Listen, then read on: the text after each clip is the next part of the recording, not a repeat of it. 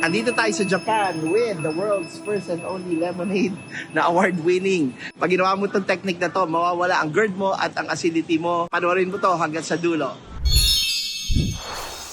Hello mga ka-success! John Calv here, Philippines #1 success coach, and we're here in Japan. Let's talk about your health naman. Alam nyo, maraming tao na may problema lagi sa hyperacidity or yung tinatawag na GERD. And one of my biggest suggestions to help you is dalawa lang yung ingredients na kailangan mo. Number 1, apple cider vinegar, no? Just put 1 apple cider vinegar, 1 teaspoon, no? Or 1 tablespoon para pag medyo malala na yung condition, into 1 glass of water. And then sabayan mo lang ng lemon juice. Take a lemon juice every day kasi yung lemon juice also neutralizes the acid.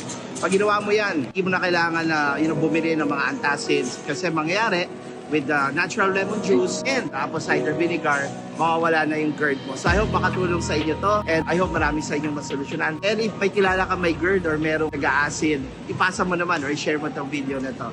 And with that, always say yes to success!